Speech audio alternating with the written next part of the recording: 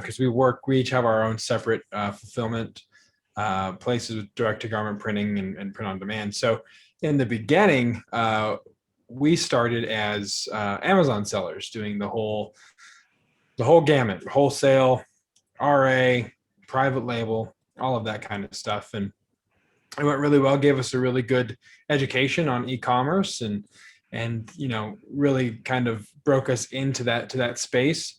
But probably 3 years after starting that, we kind of felt like we wanted to build something that was more sustainable, because I'm sure everyone here knows that while Amazon is a great basket for eggs, it's very volatile. So you don't want to put all of them in that particular basket. So we wanted to build something that was more sustainable and grow it off of the Amazon platform. And so we have pivoted in the last, I think we've been doing this for about 2.5, 3 years now, doing print on demand, direct to garment printing. So it's been quite the evolution and quite the learning curve on the way, but that's where I got started. It was in the Amazon background. Travis? Yeah, my experience is pretty similar to Josiah's. I while I still had a job, I was working at a church. I was the worship pastor at this church, and I've always had kind of an entrepreneurial bug, and I heard somewhere about FBA, and I heard about selling on Amazon and how you could do, you could go to the clearance aisle and find something and flip it. And so I was interested enough to start trying that. And I can't remember which year it was. I'd have to think it's like 2015 or so, maybe Christmas of 2014. I'm not sure, but I'd have to look at a calendar. I started sourcing and sent my first shipment in right in the middle of Q4, not realizing anything, but got that sale and was like, oh my gosh, I was still working at the church. Fast forward 3 or 4 months from when I sent that first shipment in, they said, hey, we don't need you anymore. So they laid me off, but I had been, kind of scaling up as best I could. And I basically decided, hey, we're going to give this a shot. I don't really want to go try to find another church and move my family and do the whole thing. So I jumped in with both feet, retail arbitrage, online arbitrage, did a little wholesale. It wasn't my favorite thing. Did some buys with Josiah that went really far south, like really far south. You remember those. The most. We won't name any names. Yeah. Great stories, though, I'm sure. Yeah, great stories, great learning opportunities. Writing that down to ask later. Did some private label, actually also did some private label with Josiah and his partner, Jason. We kind of had a similar track. And I used to do the Rocky Mountain Reseller Conference, and Barbara actually, spoke there. I think some of you may have heard about that or may have even attended, but I did not do any edibles. We did it for 3 years in a row. Here in Denver. And at one of the events, I heard somebody talking about sublimating coffee mugs, and I had started merch by Amazon, had a bunch of, designs. And I was like, well, hey, why not use these designs in a new way? And kind of, I already know how to make listings because I do private label. So how hard can this be? And I was right. So I bought a printer. I bought a mug press and started creating listings and sublimating coffee mugs in my basement. A lot of learning curves, a lot of burning coffee mugs, and I have cases full of bad coffee mugs, that I just ended up throwing out. But overall, it went really well. And fast forward about 2.5, 3 years, and I'm sitting in my office at my warehouse. We have 6 different printing methods. We do sublimation. We do embroidery, we do UV, we do laser, we do DTG, and we do vinyl. And the goal is obviously to, get more clients to fulfill for, but at the same time, expand our catalog and our, places that we sell, different marketplaces and such. We actually had Barbara on the podcast talking about Walmart.com, which is kind of, it's a new thing to think about print on demand. Well, I wouldn't say it's new, but to some people it's new to think about print on demand products on Walmart.com. We think of Amazon, we think of Etsy, we think of maybe a Shopify store or something like that. But Walmart is actually the #2 e-commerce, channel in the world. And so why not be there also if you can be? So that's kind of my story. And yeah, just learning every day, screwing something up every day, and moving forward. We call it investment. Mm-hmm. When you do something and it doesn't work out, that's investment. It's not fuck ups, but kind of is. I go, no, I learned something there. It's okay. I just wrecked a $40 piece of something. Yeah, we just call it research and development. That's right. Seem more Yeah. official. Yeah. So we started selling some of our wholesale is food. So that's fun research and development. We need to taste this and make sure we really understand this chocolate. Right. Well, one of the cool things about having your own DTG is you can do things like this. So Mike, I want you to see this. I'm still hurting a little bit from Sunday, but I'm fading away. But Mike's an Oakland Raiders fan, so I have to give him crap as much as possible. So Mike enjoyed Sunday, is what you're saying. He probably did. Sure. A little bit. No, I wanted both teams to lose. I don't like Tom Brady either. Yeah. I like him. That's probably the only contribution I can make to the whole conversation about football. I like Tom Brady. He's cute. So have you guys ever done any, so I'm going to ask this question in a second. I'm trying to do this in a measured way, but have you ever done any print on demand using the outsourcers? Like, did you just buy all these machines, or were you doing DTG, direct to garment, and then said, oh, you know what, we should try, we've got the sublimator, we got the DTG, we should try the laser, we should try this, or like, how did that evolution come? Because obviously, I don't see a lot of people standing up what you have, more likely coming to you to use what you have. So yeah, how did you figure out what you were going to get?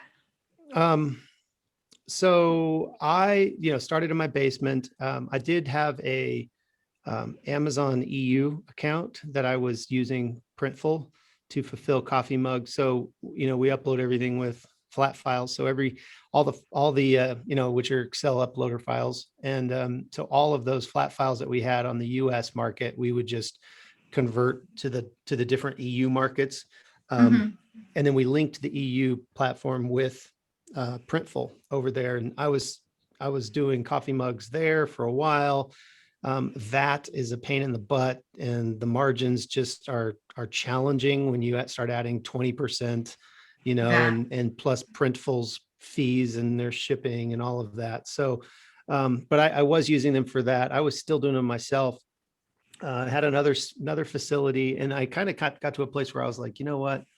I just don't want to do this anymore. I want to have a lifestyle business. So I got out and completely stopped doing all this stuff. And I sold my DTG. I had a conveyor oven for the mugs. It would go through and think of a pizza oven, but it had a cooler at the end. So it would blow like cool sublimation, you print on it, and then you have to cure it through the heat, right? Yeah, well, yeah. So sublimation, you have a transfer, so somewhat, and it's actually it's not an ink, it's a dye, and so you put the dye on the transfer, and then with pressure and heat, the dye becomes a gas, which then goes into the polyester coated item, or substrate is what they call them. It's a substrate, and so all the coffee mugs that you get that are sublimated actually have a polyester coating that allows the sublimation to take place. So you can't just run down to Walmart and get, a ceramic paintable coffee mug. It won't work with sublimation. It has to be polyester coated.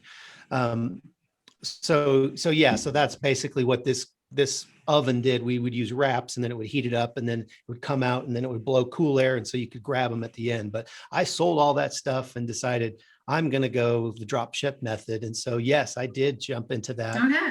I used a company and, that I basically had a spreadsheet that all my SKUs corresponded to a particular product with a particular design. And I uploaded that to they had an order desk system, which is a really cool system. We're actually looking at using that for our clients. And every single order that I had would go in and the artwork would be attached to it. So it was pretty hands off. Unfortunately, well, not unfortunately, just I just drank a lot of beer and sat at home and didn't really have a lot to do. So I got kind of bored, and I got kind of bored, like, and I got the kind of drinking fat. aside, because that's fun. The drinking aside, there's a lot of limitations to some degree with using that methodology. There's, you could only do this, you can't do that. Like Right. you want to do this, You can only do certain there's products. good reason. Yeah, you can only do certain things, and there's other things you can do if you actually have the equipment. And of course, I your just wanna margins are smaller clarify- too. I said, of course, your margins are much smaller too. Yeah, right, because you're paying all the labor and everything else, and they got to make a profit on every piece of that. Mhm. I just want to clarify that when you were selling on the EU, you had to pay a 20% upcharge for VAT, value-added tax, but it made more sense to use the outsourcers overseas because you didn't actually also have to ship it from the US to the UK or wherever, Germany, or whatever, and which is not only extra money, but extra time. So, it was more competitive for you to use that 3P quote unquote printer overseas, right? Yeah, I'll say this, that even though I sold in the EU for 4 or 5 years, I don't really do that much. And that still makes my head spin. So the fulfillment facility that we were using was in Latvia, but we were shipping to UK, Germany, Poland, just wherever in the EU. And so what would happen was Printful themselves would take 20%, but then I would also owe 20% to the country that I was selling to. It was, and again, I'm not an expert on this. It just confused the heck out of me. And when I really looked at it, the profits that I was actually making they weren't worth the headache that I was having to. The cross training and that's like Amazon's always saying, why don't you sell in Japan? Why don't you sell in this country? Why don't you sell in that country? I'm like, I have an idea. Why don't you sell my products in those countries and build your marketplace on your own back? And I'm not doing freight forwarding and taxes and VAT and all that nonsense. I think I got 300 million some people in the United States. I'm good. So going back, so I know you went back into that, and maybe Josiah can talk. I think one of the biggest pitfalls of using, maybe I should explain to, because a lot of people on this are very new to print on demand. There are a lot of, longtime Amazon sellers and everything. Explain what it is, the kinds of products, what you can do with it, what's your overhead, what's your cost, how you, what would be the first, let's say I want to learn about print on demand. What do you think I should do? Should I go to do a Zazzle and just upload my design? Should I do a merch and cut my teeth there and see what it's like? And then what would my next big step be? Go ahead, Josiah. Yeah. I think to get started doing something like a Zazzle or a merch account, that's how Travis and I both got kind of introduced to the print on demand, was through the merch account, and kind of understand the idea behind it, and creating designs and uploading them for sale, and then kind of seeing, because that provides you a way to, at least for us, for merch, when we had those accounts, it gave us some data validation of okay, these designs sell well, these designs don't sell well. So you can kind of see what's moving and what's not. And then when we decided to pivot and start doing our own stuff in house, which we also started doing coffee mugs. Again, Travis and I are good friends, and he shares insight, and we follow suit, or vice versa. So we run very congruent. Josiah basically copies everything I do. I try to. I try to. I'm just riding Travis's coattails all the way. He's the idea guy, and you're just the hanger on. I know. Yeah. Yep. So we're going to change that. We're definitely going to change that around a little later, I'm sure. It's not going to be. Hashtag hanger on. I'm gonna give you a shirt, Josiah. Or Klingon, or is that? No, it's already taken. It's copyrighted. So so that is a good place to start in using kind of those drop ship partners to do that. And again, like Travis said, the margins aren't quite as high, but it's a good way to to kind of learn the ropes, to cut your teeth in the Right. industry using those kinds of platforms. And then when you're ready to make the investment on your own equipment, you kind of have an idea of what designs work and where you can start, whether it's mugs are probably one of the more inexpensive things to get into, as opposed to biting off the cost of a direct to garment printer. I mean, you can get Right. into mugs fairly How much is a inexpensively. direct-to-garment Um, printer? Anywhere from 15,000 up, depending on the printer that you get. Right. So that's definitely the bigger investment. But you can start fairly inexpensively doing mugs, and then learning the process of sublimation and shipping them directly to the customers, or shipping them into Amazon to do FBA, because essentially doing your own is kind of like a version of private label, because you're private labeling your own designs. Right. You're setting the price, you get to send them in, see what sells, so on and so forth. So to answer your question, to begin, I think doing something like a Zazzle or a merch account, something like that, is a good place to learn the ropes of print on demand, for sure. Yeah, Yeah, I'll I say- agree. Oh, sorry, go ahead, Travis. I was just going to say there's really two kind of merch school or ways to do merch, and there's the royalty based merch, and then there's the cost of goods, where you're the seller of record type of merch. And so merch by Amazon, Redbubble, those places where you just upload the designs and you say, I want to sell a sticker and a mug and a t-shirt. Those are going to be royalty based. They're just using your designs, which that's great. That's an awesome hands-off type income. On the Etsy's and the Amazon.com, not merch by Amazon, but Amazon.com, Walmart.com, Shopify, those types of places, you're going to be the seller of record.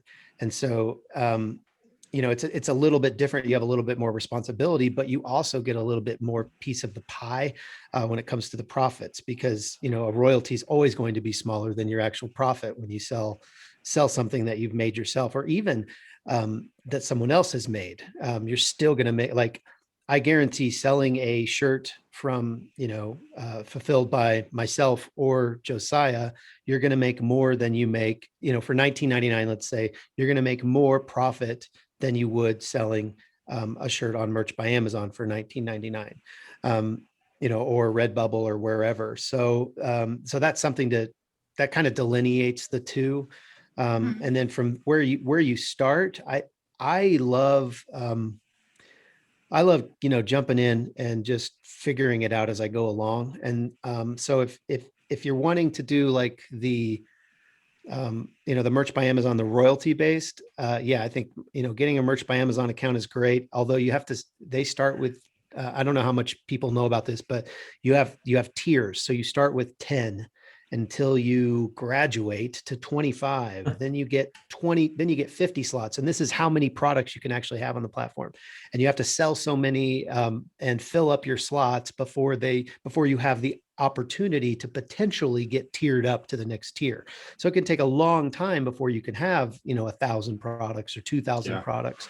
Whereas on these other platforms that aren't royalty based, and probably even some of, the Redbubbles and the Teesprings and those other royalty based platforms, they may not have those tiers, but they may have upload limits per day. Whereas on Amazon.com, most new accounts have I think it's a 2,000 a week limit. Some of the older accounts have 250,000 a week limits. So you can really, really, really scale fast. You just have to make sure that your ducks are all in a row before you just go out and throw up 250,000, products on different items. But the other cool thing about, so anyway, so if you're going to start on the non-royalty side, like the cost of goods side, I would recommend selling on Etsy because it's such a low barrier to entry. And from what I've heard, I think that Etsy gives you a little bit of a algorithm boost when you first get on their platform.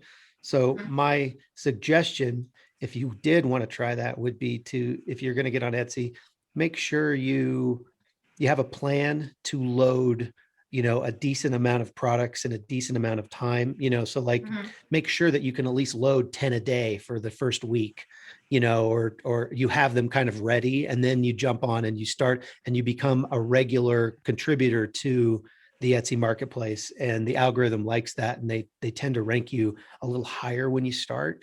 And then from there, you can kind of, like Josiah was saying, you can see the winners, and then maybe you start, using the Amazon.com. I'm sure most Yeah. of you guys have a Seller Central account. It's like he said, print on demand is really like poor man's private label.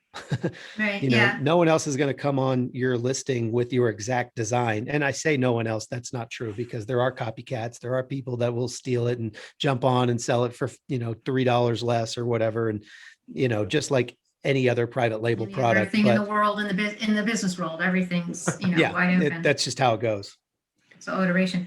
I was going to say with that. Oh, and so you guys know, when you do Etsy, I believe there are plugins that'll take you right to some of the third party, like the Printify and everything. So you can go into Printify, make your designs, and plug it right into Etsy. So when you get an order, you don't have to think. And I know that Travis has this too, or will have this too for his stuff. That when you get an order, you don't have to copy and paste all the things over there and make a whole new thing. It'll just like shoot right over to them to fulfill. So that's, some of it seems daunting. Again, just take it one step at a time. And it's like Amazon. If you walk into selling Amazon right now, you'd be like, holy cow, I don't even know where to get a sticker printed. It's, but you learn things slowly over time, and it happens. Yeah, this whole thing is really can be as big as you want it to be. I mean, print on demand I think it's kind of coming into the forefront of people's minds. People are hearing about it more and more, but there's still a ton of opportunity. But like you said, it is a little bit daunting at first, but just like any venture would be. But I think, it's like that whole Walmart.com thing. If you can figure it out now, you can ride a heck of a wave. When we were talking with Barbara, it's like Walmart.com is like Amazon circa 2012 right now. And if you weren't, on Amazon in 2012, wouldn't you have liked to have been? And if you were, what I'm talking about. So there's definitely a benefit to being an early adopter in some of these platforms. Wouldn't it be nice to know what all the stuff we know and be able to go back in time to 2012 and start selling, like how huge you would be. Oh, wait, now you can just do that on Walmart. So, you're good. You take everything you've learned on Amazon and go over to Walmart, because they don't have all the issues pinned down. So all the things that you can't do on Amazon, you can do a lot of those on Walmart. I'm not saying do bad things. I'm just saying there's much more flexibility, because they just don't have so many hammers to slap you with. Another thing, if you don't want to do t-shirts, I forget, we got t-shirts, pop sockets, and hoodies on merch right now. I think that's pretty much the gamut. Maybe some cell phone covers. Cell phone covers too. And you can do hoodies, KDP. crew necks, long sleeve shirts. Yeah, Have you guys KDP is the other one.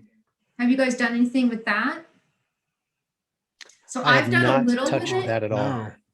So if anybody ever wants to write their own book, like I always wanted to write my own book. And I self-published, so whoopie-doo. But I did it to go with a toy. And I hired somebody on Fiverr to do the images, and we put it all together in Word. And my husband's a graphic designer, so he helped me, clean up. He goes, that doesn't even match. I'm like, oh, okay. He like different fonts and stuff. So like slapped me around, like fixes it.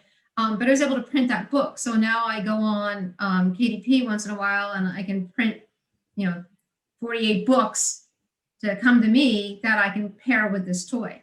But I also do blank books. You can write, you can do coloring books. Catherine Shelton has a course that's really inexpensive if you're interested in doing that. She gives you all these templates and everything to put inside the book. So if you want to make a diary or a to-do book, or a planner or any of those things, you want to chart the stars. She's got all these different things. So KDP has no limit. You can make as many books as you want right off the bat. So, and you can literally make blank journals and put, a puppy dog on this one, a kitty cat on that one, a unicorn, and just go crazy and get up and running with that. And, again, in the middle, if merch has 20 million products, I have no idea. Now when you're on KDP, you're competing with books, and how many more millions of books are there than there, but still, it doesn't cost you anything to do other than your time and energy. So it's kind of another way to, cut your teeth on it. So give me an idea of some of the challenges that come with, and I think it'll be with you guys having all your equipment and people who use an outsourcer. I think they're the same challenges, just maybe a little different color. What are the challenges that you run into in this thing? We know with Amazon, we run into shipping, inbound shipping and pricing and all that kind of stuff. But what are the big challenges? Maybe they're not even that different from a standard buy and sell business. Go ahead, Travis.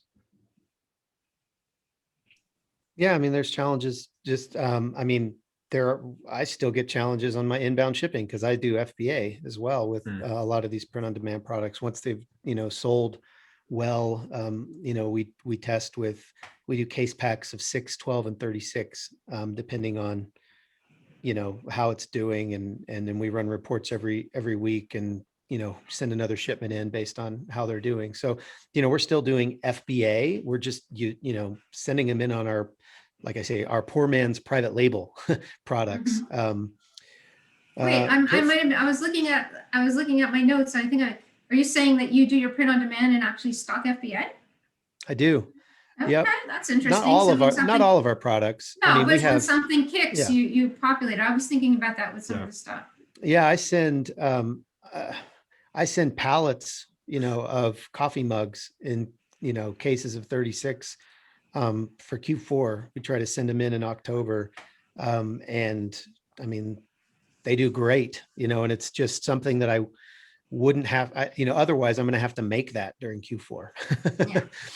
And so I'd rather make it in, August and September and October when, we're coffee mugs aren't as maybe popular, but, and I keep talking a lot about coffee mugs. I think honestly, one of the pitfalls is that there are so many options and opportunities with print on demand.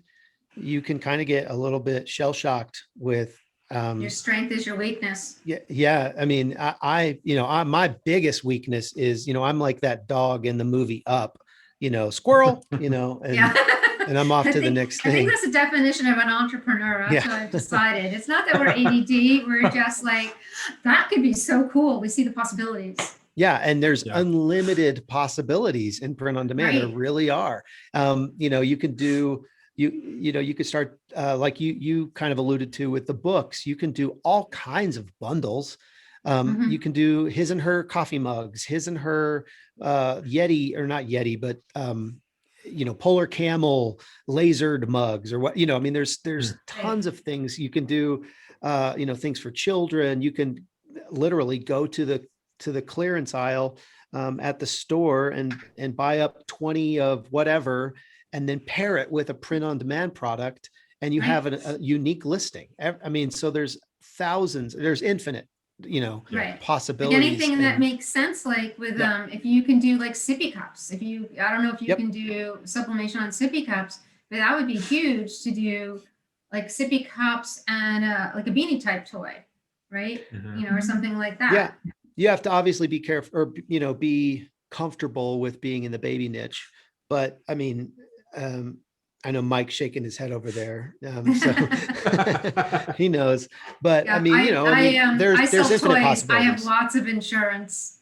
There you go. A lot more insurance than your average Joe, because I was like, oh yeah, you get to go to the special insurance. I'm like, what? Why is everybody else paying? Oh, they sell grocery. I'm like, okay. Toys are one child chokes on a button and the whole world is upside down. What are some more, Josiah? What are some more pitfalls? I mean, just I'm sitting here thinking while you're talking. I would say one of the biggest ones that we faced, to echo yours, was the shiny object syndrome idea, because there's so many things to do, and how do you just kind of pick a lane and stay consistent and kind of perfect that thing or get good at that one, whether it's DTG or sublimation or laser, embroidery, which embroidery makes me want to pull my hair out. But that's another, again, Mike understands. We're finally getting it. Like, are you? Just, Oh, yeah, my we goodness. had a tech out and he kind of fixed our machines, and yeah, they had issues, and we kind of got them fixed, and they're running pretty well. So, just extended warranties are your friend when you have these expensive machines. Let's just leave it at that. Yeah, for sure. Yeah, no, yeah. On our printers here in our shop, we have, I think one of them's on its last year to be a warranty or to re-up the warranty. But I mean, if a print head goes out, the warranty for the printers we have is like $2,000 for the year. But if something happens to your print head, it dries out or it breaks or something happens, it's $2,000 to fix the print head. So it's good to have to pay for that Yeah. warranty, because then it's all paid for, the labor, the time, the parts, everything is covered. Yeah, you can have a backup Dymo machine, but you certainly can't have a backup $15,000 not easily. No, it's not. There's redundancy and there's broke. Yes. Yeah. Exactly. So yeah, contingency and redundancy is important. I think one of the things too is one of the pitfalls or something to kind of keep in mind is it's easy to, and Travis and I have talked about this a lot on the podcast, and when you start print on demand, it's really easy to look at those that are like the Printfuls, the Printifies, those kinds of people that are doing large volume because they've been in the game for a long time. It's really easy to look and compare and then just kind of get disheartened and not want to do anything because you want to be there, but you don't know how to get there because you're just starting out. And I think that's something that Travis and I have battled that mindset pretty frequently in the journey. So, just do what you put every morning, wake up and do what you can to further your business, further the print process that you're doing, whatever it is, expand your catalog. I think that's one of the big pitfalls you can fall into as far as just mindset wise is comparison, and that won't get you very, very far at all. Yeah, there's riches in the niches, so you've always got that too. And it's not even a bad thing, like to do as someone who, like myself, I will probably be more apt to do outsourcing to a Printify. But if something kicks, if something works really well, I have no problem either literally calling up their vendor and saying, hey, I want you to do 100 of these. How much is it going to cost? Or 1,000 of these, how much is it going to cost? Right. So the dream, maybe some people, I see myself doing this sitting on, because I got my island, sitting on an island with a drink and just going, oh, look, I sold some more things. Yay. But the dream really is to build a business and you get to test private label without having to buy the MOQs that China requires, so to speak. And it used to be like when merch first came out, you're like, how many t-shirts, hoodies does the world need? But there are so many products out there. It's mind-boggling. I was trying to figure out what I was going to do, and I had a list of 40 or 50 for the idea that I'm working on. And then I actually narrowed it down to 27, but I was looking at this list, like I was just taking a tiny, tiny bit of what's out there, and there's so much opportunity. Now during this last year with coronavirus, there was so much stress on everything, shipping, printing, sourcing, product. If you were someone who had a print-on-demand business last year and didn't own the equipment, and sometimes even if you own the equipment, but you didn't own the equipment, merch shut down. It evaporated, went poof. All of a sudden, you have no money. There's no business for you because you were dependent on Amazon. Well, no, I was smart. I started using Printify. Well, guess what? All those places started having coronavirus illnesses and had to shut the businesses down. So this one was shutting. I'm like, yeah, but then I went with this company and they have, 20 shops across the country. I was like, yeah, but none of them could get product because the stuff wasn't coming from China. So those are the kind of things you have to keep in mind, when you're doing this, like any business, you've got to have a backup plan. Like I felt like last year was whack-a-mole.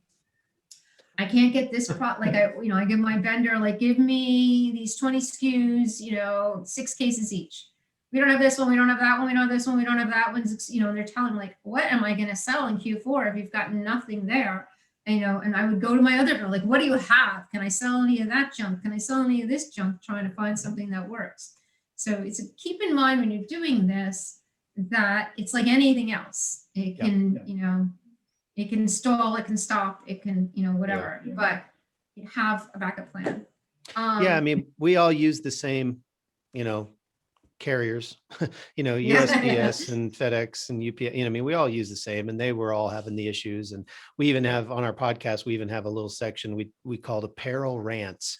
And we just basically, we were doing it in December, talking about how hard it was to find 2XL black hoodies. It was like pulling teeth. I mean, and there were different, it would be like they were there one day and then they were totally all sold out, and then they'd be there, a week later, and you were trying to fulfill these orders. And so obviously the supply chain was destroyed, but so was, even if you could print it, it still in a lot of cases wasn't getting there for 2-3 weeks just because of the post office.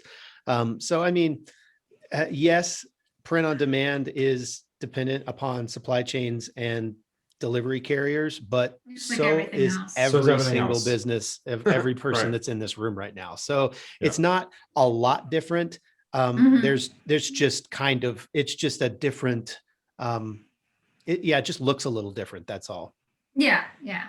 It's kind of like the internet when internet first started and it was so magical. I'm like, we're just selling shit online now. We were selling stuff in stores. Now it's online. It's not like, I had the hardest time explaining it to my accountant when we first started doing it. I'm like, I don't know. This seems so, I'm like, it's the same thing. There's just different amounts to subtract. Different people. We got pretty lucky.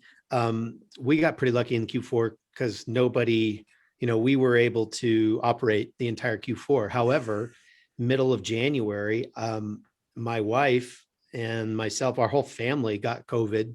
And so we were quarantined for, the 10 days and the whole deal. And then while like the last day of my quarantine, one of our production guys came in, and I think he had been exposed and didn't realize it and gave it to all of our production staff. So the day I came back, we had like all of our production guys there. And then the next day, everyone was gone for 2 weeks. So we actually, since the middle of January, haven't had a full team together. Wow. It'll be next Tuesday will be the first time that our whole team is in the same building at the same time. It's just been, thank God that didn't happen in Q4, but I mean, there's some things you just, could have. And if it would have, I don't know that I'd be sitting here in an office, I don't. So we did dodge, one bullet, but also got hit by a different one. Yeah. And we had been from coronavirus. I had to send home the people like in the office that weren't actually directly related to me. And I started doing their job, and then I had to take all the things that it was kind of cathartic, because I could say, all right, really, why do I do this if she can do it? Let me give it to her. So I started like, here, you can do this. I'm like, oh, I hate doing this. I'm giving this to her too. It was great. I was like, this is great. What else? So now I actually wake up every day and look at my to-do list and say, what am I doing that somebody else is capable of doing? I shouldn't be doing this. Yeah, that's smart. Garbagey work I hate. Somebody else and they can hate it. So there's a lot of talk, and this was something when I did this challenge, and I wanted to ask you guys' opinion on this. And so merch is great, and I think that's a great place to start, to cut your teeth. You may get really into it and want to do 5,000 shirts a week or a month or whatever the right number is, or maybe Zazzle's it, or maybe just like designing. You don't want to deal with all the other nonsense. But me, I like to build a business. I like to take my effort and try to compound it, that if I sell one thing, I can sell 100 of those things, and then I go back to those people again and sell them something else. So I, as somebody interested in print on demand, is not that interested in merch or those places. I've moved beyond that. I did my merch experiment a year ago and I was like, yeah, I'm not doing 5,000 designs. I got a day job. But so I'm like, there's all this discussion. We have a little group of us that get together and talk about print on demand and try to help each other move forward in it. And there's this discussion about niche versus volume. And I think it's an important thing. I want to get your guys' perspective on it. And have you identified anything that, you know, maybe you weren't setting out to do that, but it became something like, how valid do you think that is for someone who's really thinking like, this is what I want to do. I really think that this is for me. How valid is that argument? Are there really niches? Is there somebody who's conquered the niche versus conquered the volume? Am I setting it up right? Is that the dichotomy? Yeah. I have a lot of opinions about that, but I'll let Josiah go first. No, I think there definitely is a lot of niches out there. Let's just agree it's a niche that we're just A going to call niche. it. Like I'm not going to stumble anymore Yes. on Yeah. the Well, niche. So I you're know- I saying know- there's reaches in the niches?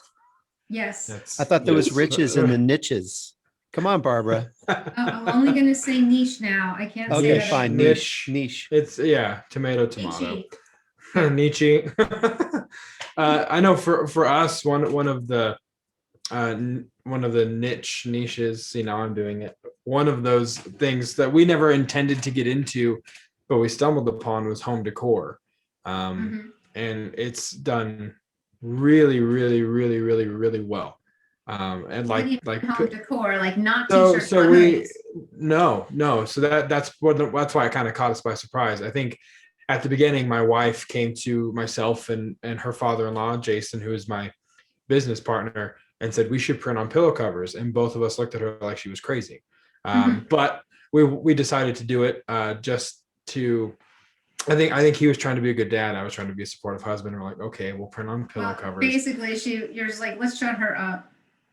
Yeah, it's like Crazy.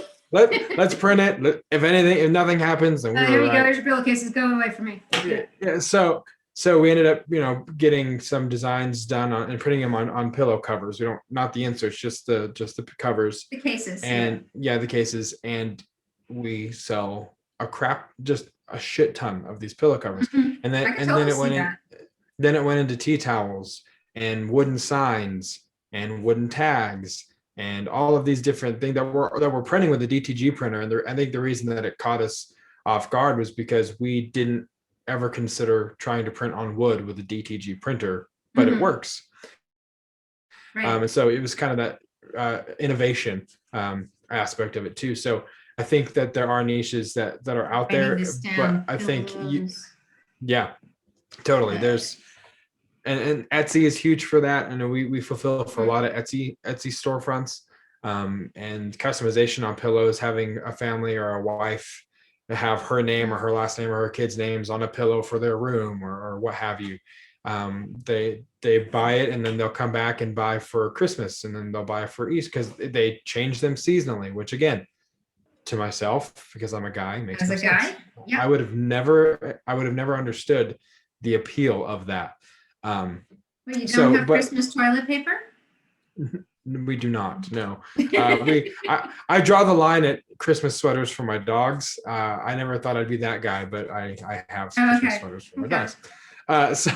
So there are a lot of niches out there, and there's a lot of validity to that. But it takes a lot of research, which Travis, I'm sure, will speak to as well. Like, there's a lot of work, a lot of research, and doing your work and showing your work to find the ones that are hitting, that are trending. It takes a lot of legwork to find the ones that are going to hit really well when it comes to, you know, nurse mugs, or, you know, if you had a lot of nurse mugs or first responder stuff, you would have killed during COVID because everyone wants to buy one for their friend, wants to buy one for the medical worker in their family. So there's lots of validity to the niches, but I think, in Travis, and I'll pass off to you, I think there's a tendency sometimes that you can almost maybe go too wide with trying to find all the right niches instead of maybe trying to focus on the ones that you know will probably render the most volume. So Yeah, and I said this before. I don't know if I said it on this call. I apologize for repeating myself, but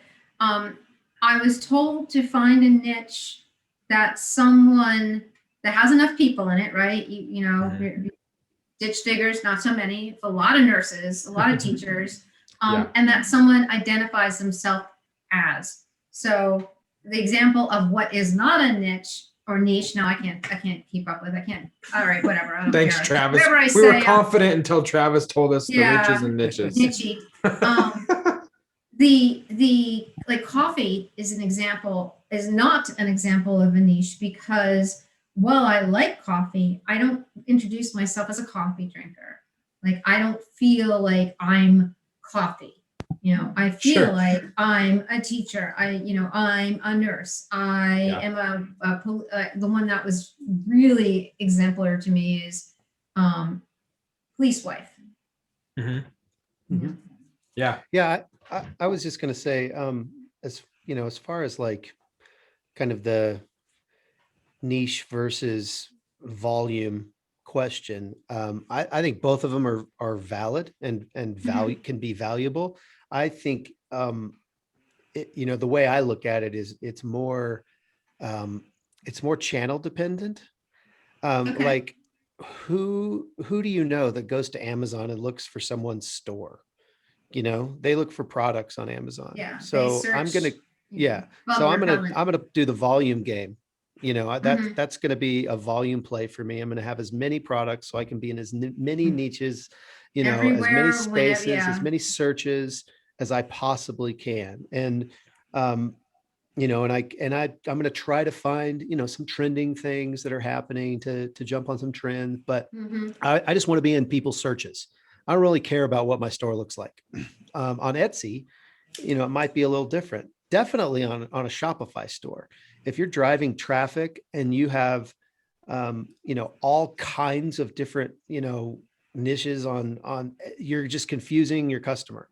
Right. There's too many options, and analysis paralysis sets in and you don't get the sale. But so in those instances, I do think that niching down is a good idea, particularly, that like I know Josiah's wife's Etsy store is all about home decor, and it's very country themed, and Farmhouse vintage. it's farmhouse, Right, farmhouse vintage. And that's the theme of her store. And she's done really, really well with those home decor, vintage kind of, Mhm. she has found So her buyer. It's not that her niche is pillowcases per se.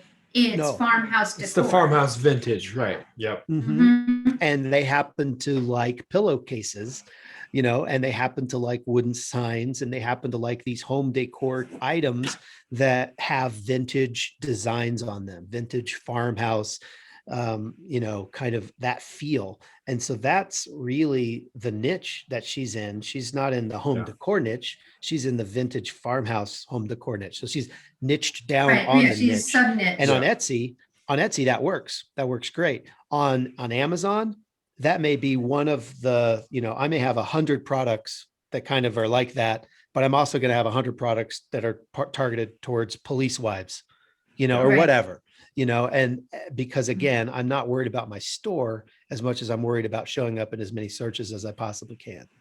Right. And on Etsy, you can have as many stores as you want.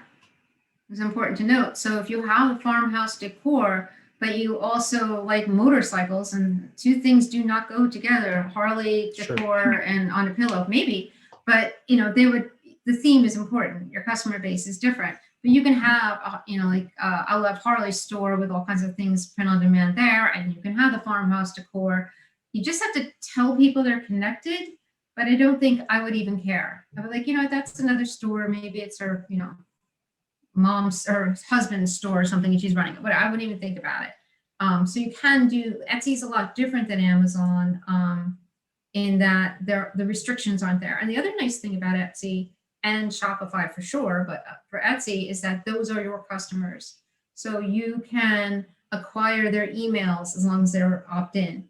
You can remarket to them. So It's kind of like you can start doing print on demand and then build a business, and then someday be forced to make actual products because you've got to now supply them to Bed Bath and Beyond or something. So that'd be kind of funny. Let me think. Next question. Look real quick. I'm curious, Barbara, everybody's kind of watching. I don't know. Does anybody that's watching have any questions as we've been talking? I'm checking the chat and I don't see anything Okay. I didn't know if you'd yet. asked about that. Yeah, definitely. So marketing obviously on Amazon, you are doing advertising, keywording. Are Yeah, you we pushing run- anybody off-site onto Amazon? I'm not. Because again, my strategy on Walmart is volume. And so I basically take all of my products that I have and I put a really low automatic campaign that are really low. I think I do like 20 cents a click, $5 a day, and I never hit $5 a day. Maybe I do.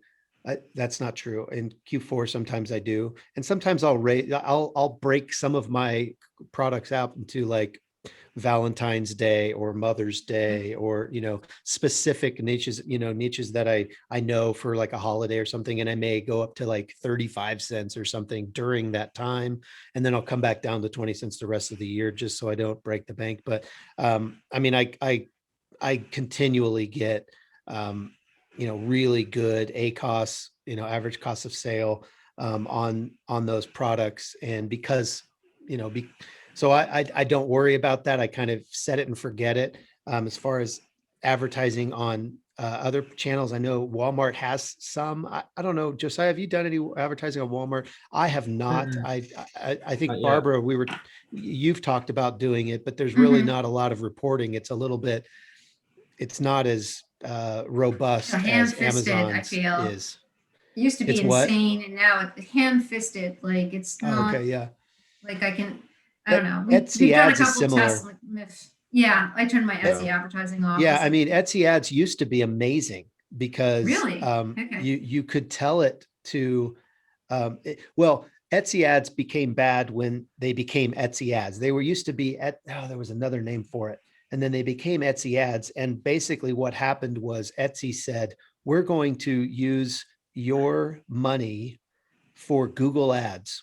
And it used to be that Etsy themselves used their own money to do Google ads, and all of your advertising dollars went towards only the ads on Etsy's platform itself. They didn't use your money for offsite ads. To go outside. Yeah. Yeah. And then all of a sudden they decided we're going to use this money to pay for what we were already doing, basically just to increase our shareholder Profit. stock price. Yeah. And screw all of our sellers. And all of a sudden the ads stopped working very well at all. I mean, so yeah, so that was kind of a bummer. I think they kind of rescinded some of that or tweaked some of that. I didn't really stay up to date with it because it just pissed me off so much. I stopped following it. Chakra has a question. I'm going to let you actually ask it. You might have to turn your microphone back on. Yeah, sure. Sorry. So yeah, I mean, I know you talked about a lot about niches, but are there like keywords? Like, how do you find, like, is it just like, Barbara, your example of like police wife, you just search for police wives and see what's out there? Like, how do you find those? Like, I know you talked a lot about volume on Walmart and Amazon. I would say, basic keywording is going to be the same for, like any private label product. I don't know if you sell private label, but I use so it's going to be the same type of, research. So what my optimal product creation kind of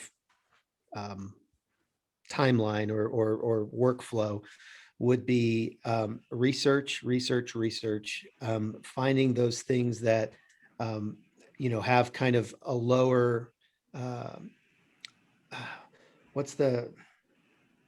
like lower competition. So maybe I type it in the Google search bar and there's less than 500 items for that thing. So I know I'm already kind of, ahead of the game there.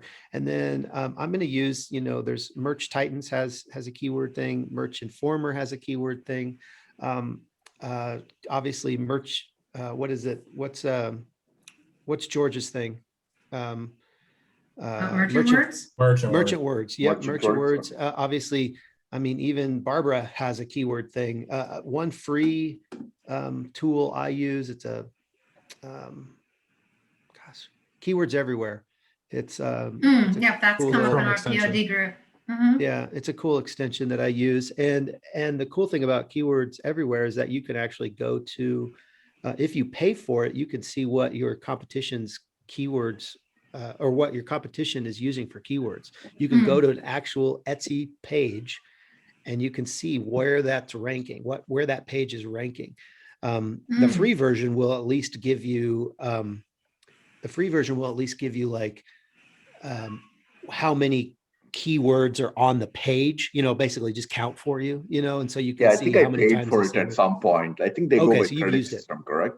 Yeah, credit Yeah, it's system, a credit right? If I system. remember. Yeah, yeah. Yeah, think you I just have to bought a remember to couple of turn it credits off or just you'll to get check. screwed. Yes. Yeah, you forget to turn it off and then you spend all your credits, and when you really need it, you're SOL. But I don't know. I mean, it's going to be very similar to private label. You're just going to go and look everywhere for them, and you can keep optimizing. Because most of my stuff is volume. I'm kind of a set it and forget it guy. It's why I use the automatic sponsored ads campaigns. I'm just Right, allowing, super easy. I'm allowing Amazon to determine the best keywords for my product. And if they determine bad keywords, well, that product probably won't sell, but maybe the next one will. And so I'm not super worried about it on that platform. Now, Etsy, I would be, because it's more of a manual process. And you are, worried more about the way your store looks, and maybe you're going to spend more time on it. I probably would spend some more time on keywording those particular listings. Josiah, how does Madeline do the keywording for her stuff? Does she have a process? Yeah, she does a lot of the same, just like you were saying, similar to private label. Researches a lot, tries to go and find people who are listing similar niche items, vintage farmhouse, and kind of sees what words they have in their description that might differ from what she already has in her keywords. I know Etsy also has a limit. They don't let you just keyword stuff on the back end. So you have to be pretty precise about which ones you do and do not want on the back end as far as the keyword searches. She uses keywords everywhere as well. She uses the free version. And Is so there a she just keywords does, field on Etsy? yeah, in the back end. They don't call it keywords. I can't remember. I don't know if they call it tags or they call it something Oh, it's different. probably Search tags. terms, I think. Yeah, or search tags. terms or tags. I think you're limited to 25 of them, I think, or less. So yeah, they don't call them keywords, but they essentially function. Oh, they have the function same at that. functionality. Yeah. Yep. Yeah, my Etsy experiment is pretty new Yes. too. You So guys one mentioned follow-up free. on, Oh, sorry. sorry. Go. Sorry, go ahead, Tracker. No, I was just going to say like one follow-up. So you determine, some niche, find some keywords. And then like, how do you determine like if it's a mug worthy or a shirt worthy, or do you do all of them? Yeah. See what sticks. Sure. Yeah. I mean, the cool thing about, and Travis and I've talked about this on our podcast too, is like if you have mug designs, a lot of them will work really well on shirts. And so, we'll usually do something on a mug, a shirt, and a pillow. There are, of course, some designs that might be better on one or the other, but you already have those assets. So you might as well maximize, what you're going to put them on, especially on print on demand. If you're not purchasing any of that volume up front, it doesn't cost you anything to throw it on a shirt and a mug and a pillow and just see which one, takes off. So we usually put them on shirts, mugs, and pillows. Is probably the main three, and then some on tea towels and the wooden signs and stuff like that. But yeah, I would say we put them on probably 3 or 4 products each design, just to, especially on Amazon, because like Travis said, it's volume, right? So put it on as much as you can, and just get it out there and get your stuff, ranking Yeah. well. On Etsy, I'm a little more, I curate a little bit more on Etsy, but on Amazon, Sure. I try to put them on as many products as I can. Yep. Just because, I mean, it also depends on the design. Like Josiah said, I'm not going to put, something about coffee, or this is my coffee cup. I'm not going to put that on a shirt, or Yeah. vice versa. So there's some things like that. But a lot of the stuff we're doing is just novelty, funny, meme type sayings with a graphic or something that can easily go on a shirt or a mug or a pillow or whatever. I mean, there's Yeah, I literally took my design thousands the of other products. night, and in half an hour, I had ripped through 27 products. And it probably would have been faster, except I was like futzing with one or two of them. It's like, oh, that doesn't fit. I got to move it like that. So it doesn't take much time. And the nice thing about a lot of these products is once you make something in one of the, like the Printify or whatever, I keep, saying Printify, it actually mocks it up for you. So it shows you what the finished looks like, Yeah. on the front, the side, the back, the everything on a person. So it helps a lot. I would also, I mean, those are cool features for Printify and for Printful. They have their own mockup generators. I would also, I mean, if you're going to do this manually, I would definitely encourage you to find some unique, or at least more unique mockups. Go creativemarket.com is a really cool place. They have a lot of kind of Etsy-ish looking mock-up Lifestyle type. lifestyle things, somebody holding a coffee mug. Just be wary when you buy it on a coffee mug because there's a contour. It needs to be sold as a PSD, so it's a smart object. So it actually wraps around. The image will look like it wraps around the coffee mug. Otherwise, it'll just look flat and it won't look real. Look bad, actually. Yeah. And then the other place is placeit.net. Yeah, that's what which is fabulous. Great. Yeah, Deposit Photos has a bunch of stuff too, and they even have. I think Placeit.net even has video that you can actually put your product in somebody walking down drinking a cup or holding their cup, and it's got your design on it. Yeah, it's pretty extensive, really cool. And another thing that I've discovered about Placeit that they've actually integrated right now is they have t-shirt design templates, and they're super easy to manipulate and they're super easy to change out graphics. They have kind of like a clip art bank, right, of different clip art images, and then you can add text and manipulate. So it's actually, in addition to a cool mock-up generator, a cool place to find some unique mock-ups or video mock-ups, whatever you're looking for. We've actually even utilized some of the design templates they have in there that are really, really, really user-friendly, and you can make some pretty cool stuff. So it's a pretty expansive service, and I would definitely recommend, you can do that. Another thing that we use here is called Batch Mockup Generator. And if you get a mock-up from, I was telling me again, Creative, that first site you mentioned, I just blanked. Oh, Creative Market. Creative Market, yeah. So if you get, a blank mock-up, my wife has someone from Creative Market do her mock-ups for her, where we'll either send them the product and they'll do a photo shoot and do it, staged a couple different ways. You can get that image, and with Batch Mockup Generator, you can apply. You can make mock-ups in bunches of like 200, 250 at a time. And it's like 10 minutes and it's super fast. You place it on one and then it applies it to all the rest of the mock-ups and you can do the next design. So it does a lot of, saves you a lot of time, especially when it comes to t-shirts, because the color variations and all that kind of stuff, you can do it pretty quickly. So that's another tool that we found to be pretty useful, is Batch Mockup Generator. So if you're going to do volume, don't think you're going to sit there and do 50 shirts by yourself a day and not drive yourself crazy. You need to get some tools. Yeah, absolutely. Or some VAs. Or some Or both. Yes. Or some VAs to use your tools. Katie just left and she had a question, but when she comes back, I'll remember. Question I've been saving is, you can do some ads. Yeah, you can keyword, but could you ever get, say, influencers to help you? Josiah, take this one, buddy. So I'll be right back. So my company, What For Apparel, what we've kind of figured out a way to use influencer marketing to our advantage based off of our business model. So the one way it can do influencer marketing is what my wife has done with her Etsy shop, which is find really popular home decor personalities, Instagram celebrities, or what have you, send them the product and have them post about it and say, this pillow is awesome. I got it from, RTV Prints and I love it and it's great and check it out. And here's the link to their store and go buy it.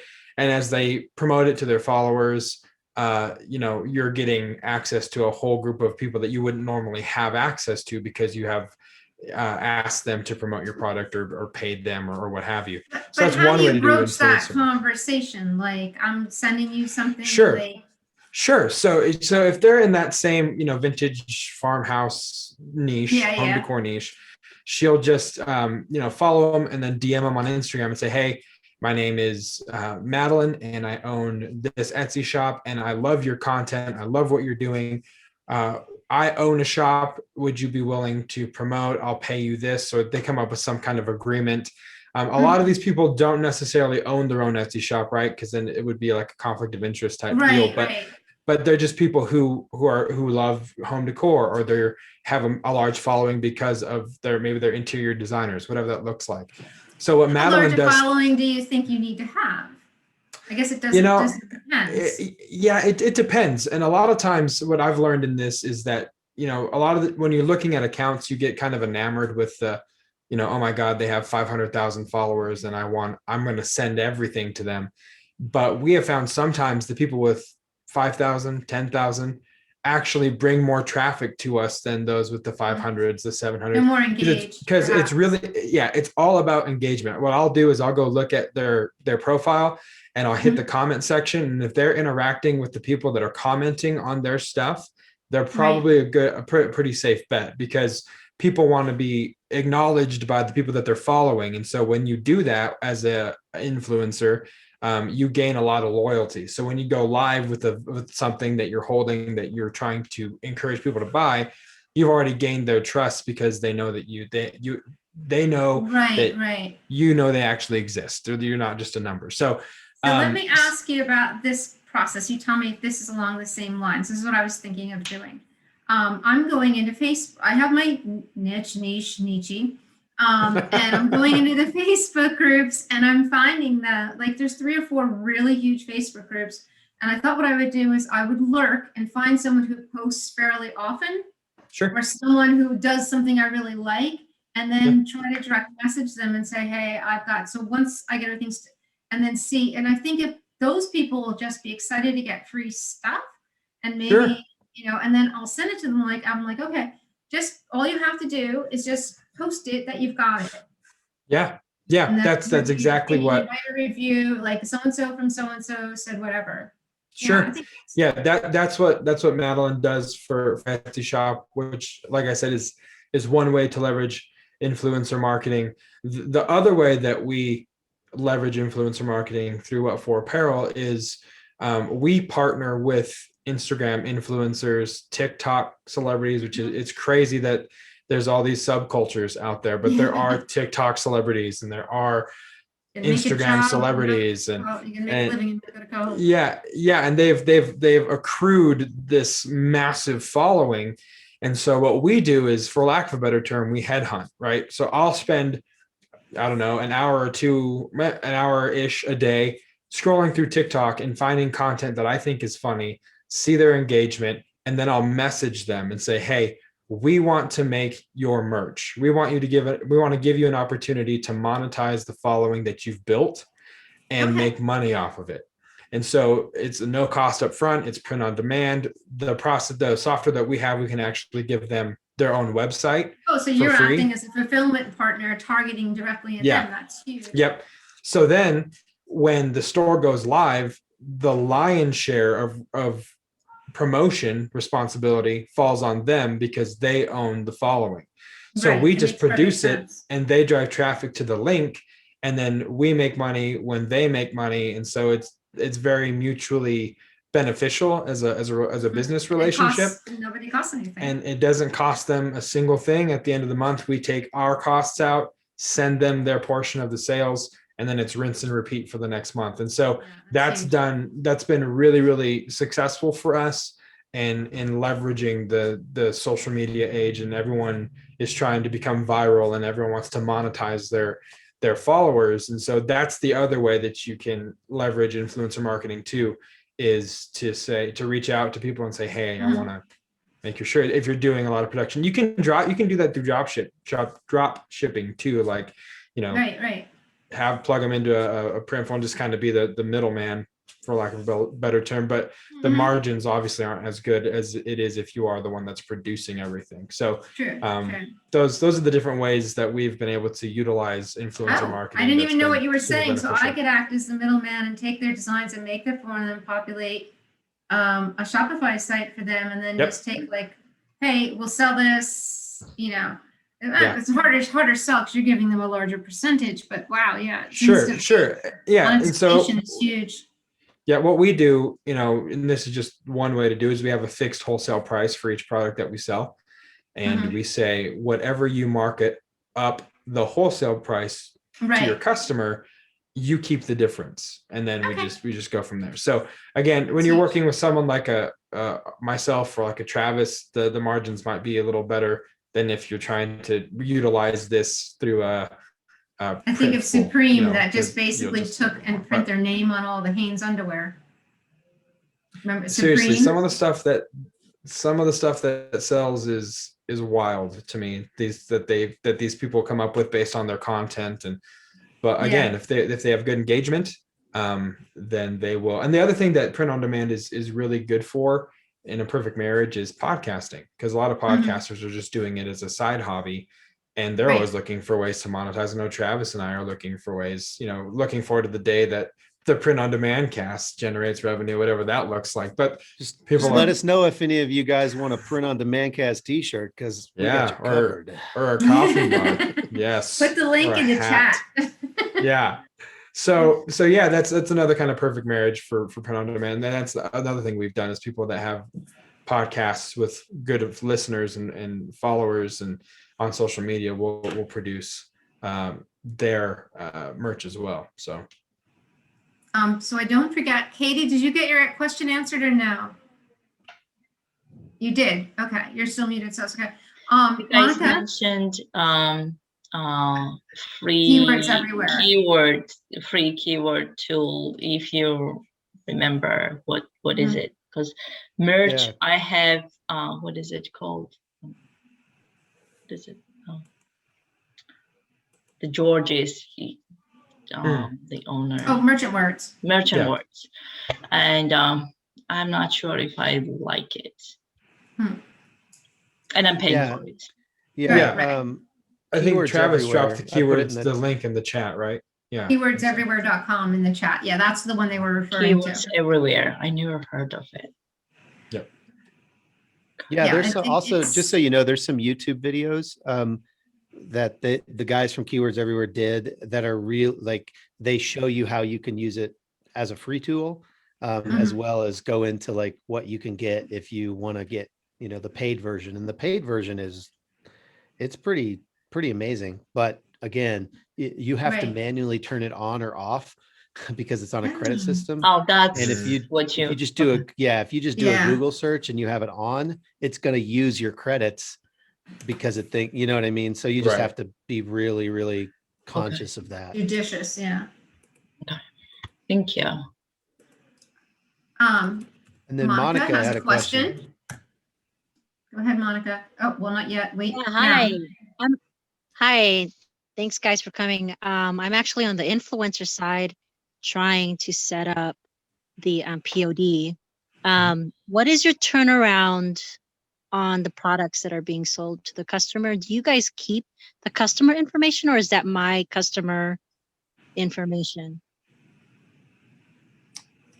I would say, it's the turnaround time for us is anywhere. We typically ask our clients that we're working with to tell their customers, 7 to 10 business days. A lot of times it's sooner than that, depending on the item. If it's something we have to order in, we have to, that we don't necessarily keep in stock. If it's a special order item. That's typically the turnaround time. If it's here in stock, for us, it's much quicker. It's probably like 3 or 4 days turnaround time because we run everything daily. And the customer information would be your customer information. We can get all of that, depending on how we sync with our client through ShipStation or however we process or get the information for their orders. But I mean, they're obviously your customers for sure. I'm assuming this is all worldwide too, worldwide delivery. Yeah, we deliver worldwide. I mean, for overseas, it's going to be a little bit longer, and you can manage those expectations, which I think is kind of the key when it comes to shipping, especially in the COVID age. Because, I had a client today reach out because her customer never got their package. It just disappeared. It failed to deliver, and so I had to follow up with the customer and handle a lot of the customer service end, which we'll do for clients as well. So yeah, we'll deliver worldwide, and then again, it's just kind of managing that expectation. That's why I asked for 7 to 10 days. It'll come soon. I guess it's that whole what's the saying? Under promise, over deliver. Yeah. type thing. So yeah, Travis, how is it for you guys there? I mean, you do a lot of Amazon stuff, so it's kind of, you have like 2 days, 3 days. Yeah, I mean, we if we have it in stock, it's it's going to be out the door in 2 days, Yep. And then it's just a matter of how long the carrier takes to deliver it to them. Sure. We offer obviously priority shipping, or if it's like a t-shirt, you can also do first class, and delivery times are going to vary. But yeah, obviously there are some products some people sell that we don't carry and we have to order, and so there's a little bit longer lead time. Yeah, it just depends on so for instance on walmart.com, when you come in, you get a 2-day lag time. You can request up to 5 days, and so any person that fulfills on walmart.com that wants to use our services, we're going to ask that they make sure that they have been approved for the 5-day lag time. Again, just to overpromise and that's bad. Underpromise. Underpromise, overdeliver. Niche. It's the way, It's the same. It's fences make good neighbors, as long as, setting expectations. So the person goes, what do you mean you can ship it out immediately or before it's even ordered? Yeah. And managing then, expectations is huge. The other thing that we haven't really touched on all that much is customizable products. You just read my mind. I was going to ask because about what are the ways you can improve the margin? Yeah, I mean, the other thing that you need to consider with the customizable product is how quickly, I mean, specifically speaking to you, Monica, how quickly are you going to be able to have the art to the fulfillment provider? Because the customer may order it, and then you have to build the art. And so, there's another step in the process. So if you have something that's custom, that's, partially static, and then they can add their name or something, you have to take that static design and add the name and then get that to the print. And that's consistent across everything, like anything that plugs in, so to speak, that's a design you're going to have to make on the fly. Yeah, and that could be a VA or something, and it could be pretty quick. I mean, you could just have your VA batch those out every day, and then, by the time that our production staff gets in, everything's ready and we're ready to print. So it could be seamless, but that's something to consider when you're thinking about. But the bonus on that is a $10 to $20 premium, depending on the product. Sure. Depending on the product.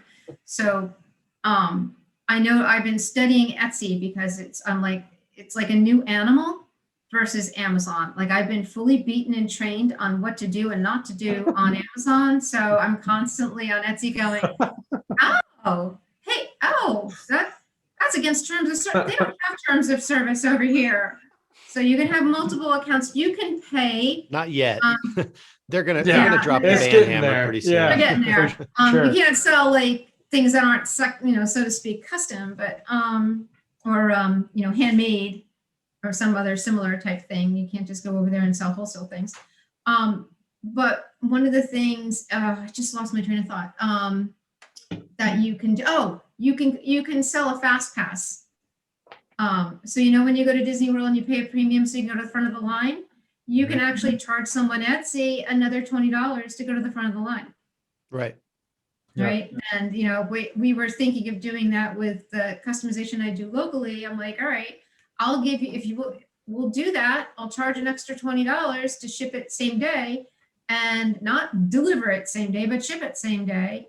And, you know, and I'll give you half the money. So you have to suffer the nightmare of like, you know, these are fast pass orders.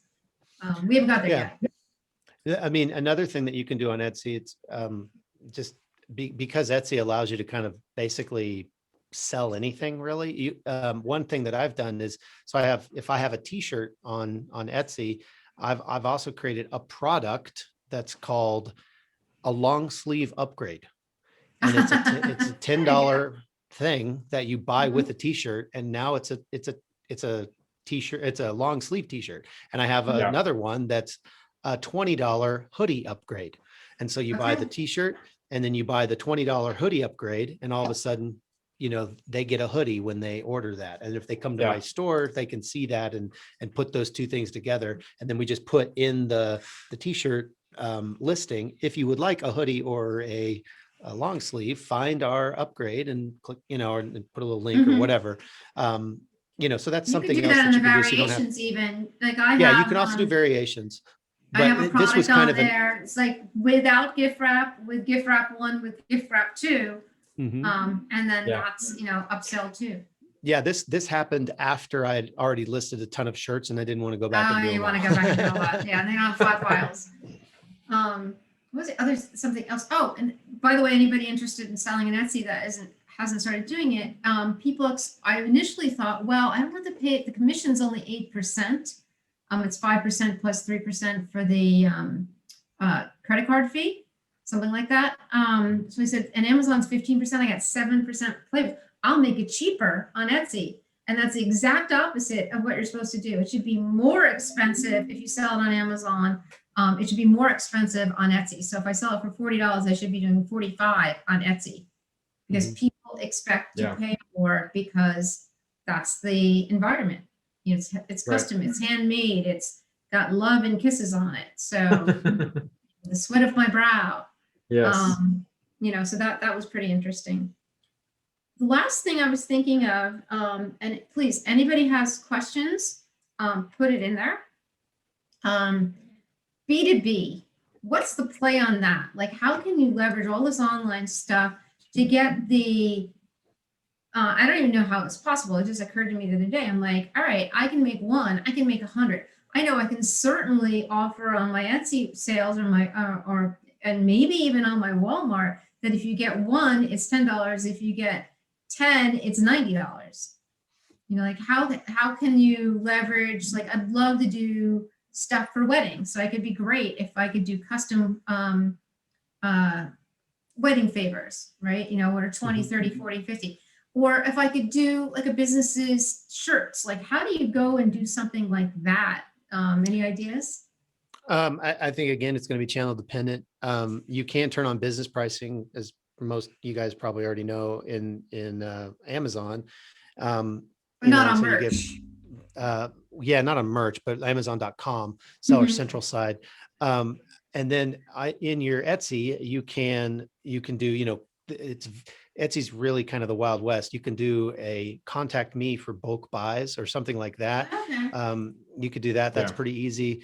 And then, but I think ultimately your best bet, if you really want to do B2B, is going to be just the old, kind of the local networking, you know. I mean, I know, you know, you go out to lunch and you talk to the manager and say, hey, I see you guys are wearing, you know, polos or whatever. Have you ever thought about embroidering them, or, you know, or whatever? And just kind of that whole thing, and just being more aware of that, making sure you got your business cards, make sure you're in the chamber, you know, and that whole thing.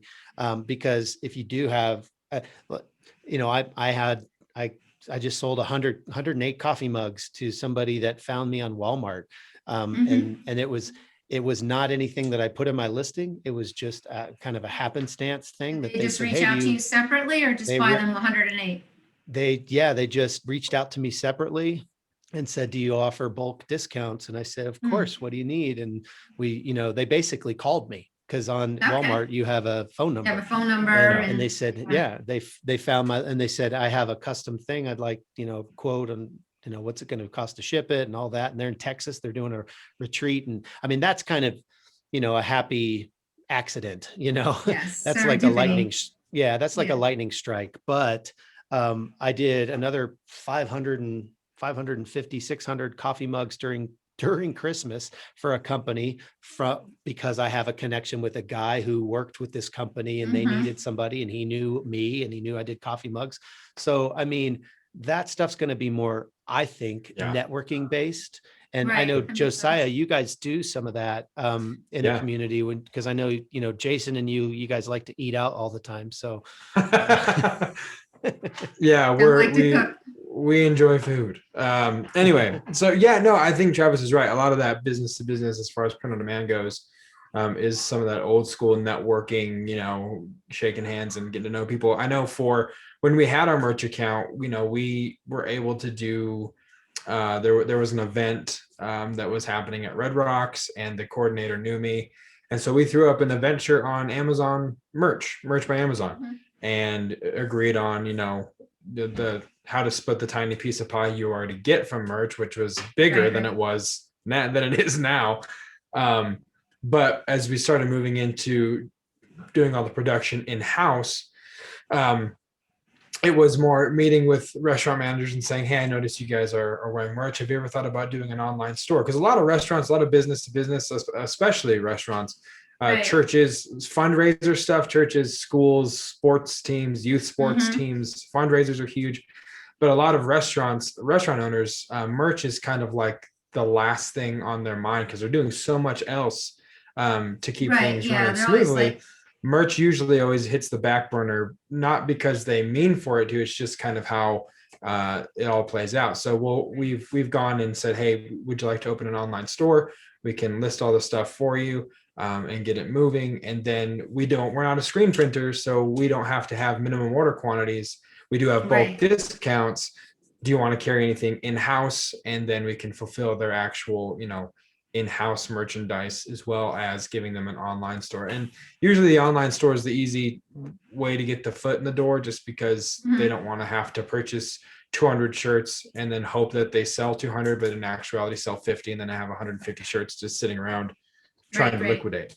And so, offering them the opportunity to do an online store, which then offers data validation where they can see which designs they want to bring into the brick and mortar location because they know it sells, is a pretty easy conversation to have. When But your yeah, shirt it comes is. in, they can come back to the restaurant and have dinner again, to pick up their shirt. No, exactly. And incentivizing, having the conversation of like, hey, we'll do an online store. Here's an idea. Why don't you run a promotion? If someone buys a shirt and wears it into your restaurant, they get 10% off the dessert or 10% off the They get a bill, free or- dessert or Sure, coffee sure, or whatnot. 'cause- Yeah. because then that person is your walking advertisement for the day, because they know where they're going to have dinner and they want to get that free dessert or that discount Mhm. off the bill or whatever that looks like. So, but it is very much networking. Who word of mouth is pretty huge. Travis and I, we went to NBM show in Portland. It was our first foray into this thing. We went to learn about coffee mugs and ended up drinking from a fire hose for 3 days. We'd sit at the tables. I know. We sit at the tables in the halls of the convention center and just look at each other like, well, I don't, do you understand? I don't understand. There's so much we can do. What are we doing? Yeah. So when we talked to them there, a lot of the question was, what do you do to advertise? What do you do? How does that work? And almost to the person was like, it's just word of mouth. It's networking. And I thought they were all crazy, but it's true. Right. When it comes to the business to business stuff, it is very much about networking, who you know, and referrals and that kind of stuff. It's I mean, there's so 90% much right now with all those restaurants to get that have been closed to help them, give them And- another yeah. source of revenue that costs them Yeah. nothing. Yeah, exactly. Again, yep. Go, Travis. We I was just going survived to say 2020. 90% of people that are doing, the other thing that we noticed at the NBM show is that 90% of the people that are doing print on demand or are doing garment creation Yeah. or printing, on garments or on other substrates, novelty, Mhm. whatever, they're all doing it locally. Like most of the Yeah. people, and this is 3 years ago. It's transitioned a little bit to more online, but as particularly with COVID, keeping everybody out of, they're all home. But yeah, so it was not only that they said we don't advertise, but we would then say, well, what are you guys doing online? And they'd be like, what? do you mean? Online? What do you I mean? know. I have Why no would we idea do what you're anything? talking about. Yeah. That's Yeah, what and it Mike was- and I had a conversation on that. Like nobody, like all the people who do like 30, 40, 50 shirts, I can't even comprehend doing one. Yeah, exactly. Yeah, it's a whole paradigm shift that they didn't really, and that was one thing, having those conversations with people that are like, why would we sell on Amazon? Was the realization like, oh, there's probably a space to start There utilizing. might be a little under. Yeah, I'm either and marrying- crazy or there is an opportunity. Right. And so you marry the experience we had on Amazon prior to this, and then bringing in this new method of private label essentially, and realizing like, okay, no, we could probably do something with this because it's not really understood the opportunity that's online by the majority of people that are in the industry. So it was interesting for sure. Yeah. Is there anything that you want? I don't have any more. That was all my questions. Thank you. Is there any question I should be asking that I'm not? Have you listened to the print on demand cast? I think I'm just That's kidding. a beautiful That's question. the question. A wonderful thing. Oh, no, I do have some more questions. I'm sorry. Tell me about I don't think I'm asking you to sell right now, like sell your services, but I think that people aren't getting a really good idea of what it is you can do for them and how it could work. Like, I think Monica was truly interested in basically having, what Yep. does she have to do? What are you going to do? And she'd love, if I know Monica, she'd love to be the voice in front and not be doing any printing and all that other stuff, and just say like, hey, here's my order. You're like, what does she need to set up? Someone like her, who's an influencer. I don't know if Josiah is on Facebook, but she just messaged us both on Facebook, and I'm sure Josiah will reach out to you, Monica. Yeah. So we have two separate companies. There you Josiah is What For Apparel, and my company is Make Your Mark Design. And he does more. Well, right now he's currently really the one that's doing the influencer. They create the stores for their customers, and then their customers just sell whatever. And it's a free store and that whole thing. And so I'm sure he'll reach out to you, Monica, and get you all set up. For me, I'm more currently, we're still kind of getting some of the infrastructure down, but our plan is to fulfill for people who are selling on. We would happily sell for anybody, but we're going to do or print for anybody, but we're going to focus primarily on people that are like on Amazon.com, on Walmart.com, on Etsy, and those platforms. That's going to be more of our focus, I think, going forward. Yeah, and we can, we have the opportunity at What For Apparel to do, like Travis said, the free site where you can set everything up. If you have an existing website, which looking at your message, Monica, I think you do have. If it's a like a Squarespace or a Wix or anything like that, we have the ability to kind of integrate into the back end of an existing store as well. And then the services are the same. The only difference is we don't provide you with the site. We just integrate with what you already have. And then we'll go from there. If So you're I'll using reach out. Orderdesk, it'll do Shopify too. Yeah. So and Shopify. So I will message you and kind of give you some more details, give you my phone number. We can get on a call tomorrow or sometime this week and kind of talk about what you're looking for and how we can help you. Awesome. Thank you guys so much. Yeah, thank you. You should document her and make her a test case or a case study. Dude, how about Josiah you have several hundred influencers already, right? Or We need you a have several case hundred study, though. stores.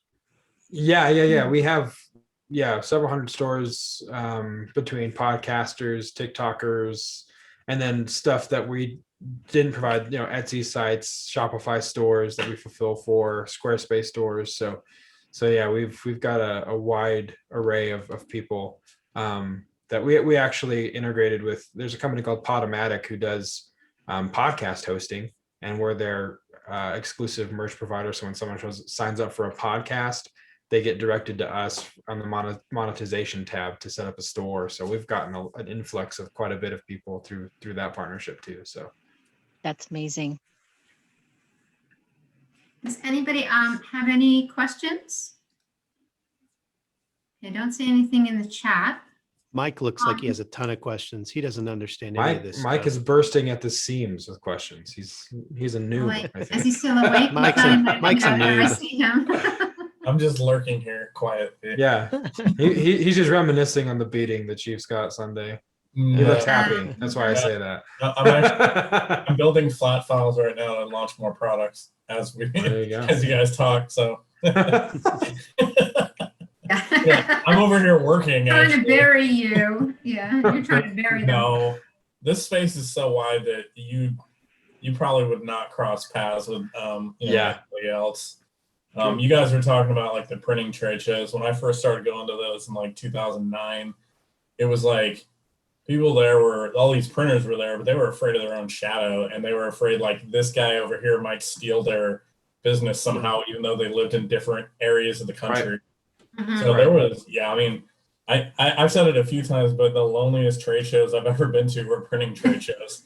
Nobody talks to anybody. Nobody goes out. Well, the Sounds vendors like will on that take you- wholesale side, the stationary shows are like, oh, Yeah, the This is vendors will horrible. take you out to dinner, but it's like other people won't. And then they were just, it was always so sheltered. Like they didn't take in this idea of the internet and that they might be able to make money from it. And it was crazy. And that, I mean, I don't know. I mean, it's changed a little bit, but a lot of these are like small mom and pops that still go to these shows, and they're just afraid. They're old school mentality, like afraid of competition. Yeah. Yeah. It's crazy, Yeah. but it's like, man, and if you talk to this guy over here, you have the equipment to make all this other cool stuff, and you just don't even realize it. It's like, and all you need to do is have a conversation and find out, like, man, I have this piece of equipment, and I can do this, and then their customers could benefit from that too. But it's just crazy. Yeah. yeah. Networking is huge, and that's one thing that I noticed at that trade show as well. Is for me, I've never really been too afraid to give insight or advice or anything like that, because I like, especially at RMRC, the conference that Travis hosted, I didn't find that people were afraid to give insider advice for their Amazon selling accounts and stuff. Because again, it's such a wide market. There's so many Those people who are things you afraid can aren't do at and those so many shows. opportunities. Yeah, exactly. So for us, I don't have any qualms about giving insight advice on the podcast. I mean, Travis and I are pretty transparent about our journey and how to empower and help people grow. And if you're just getting started or you've been in this industry forever, hopefully give some insight. And Mike's right, networking is huge, because the relationships that you can make in those kinds of environments can benefit both sides, where maybe I don't have UV printing, but Travis does. And if I meet Travis at a trade show and we get into talking and build a relationship and rapport, well, I can utilize that. And maybe there's something I'm doing that Travis needs us to help with as well. So that it can be mutually beneficial. You just kind of have to break that old school mentality of, When I first started doing RA, and I'd be standing in line with a shopping cart or three filled to the top, and someone's like, oh, do you have kids? I'm like, no, this is what I do. And if you'd like to do it, I'll show you how. You can come shopping with me next time. I'll set you up as a shopper. I'll teach you everything I know. Yeah. And my husband goes, why did you tell him that? I was like, first off, information wants to be free. It's not something I'm going to hide. Secondly,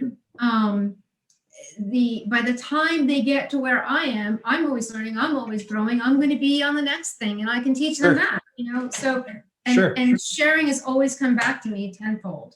Yeah. And what are the odds that when you're giving this insight, the person you're talking to is actually going to take the information and grow that seed into something else once they realize. I think one of my favorite RA stories that I ever had, this is a rabbit trail, but we were in a line with 4 or 5 carts of toys and shoes and all this other stuff. And this kid's like, Mom, does he have a family? Or I'm like, what is all that for? And the mom looked at me and said, honey, apparently he has a problem with impulse control. And I just died laughing, like, yeah, I'm buying the Dora Explorer jelly slippers for myself. 17 of them. Yeah, 17 of them. And I really need 40 Play-Doh houses. And yeah, no, this is all for me. You're right. I'm a terrible person. It was always interesting, those interactions you'd have. Yeah, I've got 1,000 stories. Like when I couldn't get into the toy fair because I was stealing from real businesses because I was an online business. It's like I pay a lot in taxes. I don't think that. Well, I have learned an immense amount of things. I just texted my brother, who's a fireman, and said, "Hey, can you send me your logo? Because I think I could just doctor something up." And he wrote back to me, "That scares me." So I'm gonna have to do a little bit more convincing with him. He's a first responder. He's like, "That scares me. I don't know about that." I'm like, okay. Yeah. But I've learned a lot. Your information on influence. So like sometimes like, you just have part of an idea and this really framed it up for me. So I really, really appreciate it, you guys. This is huge. Yeah. I will be, everybody that is on the call, I'll be posting this again. If anybody who missed it. I will also be giving all their details and all their information when I post it, and I'll be posting it everywhere and anywhere, YouTube, all the groups, our meetup group. And, hey, if you know anybody that can use their services, I think this is a great way to go. I think that both on the Amazon product side and on the influencer side, this is absolutely huge. Okay, do you guys have anything else? We miss anything? We're good? All right. Thanks for having us on.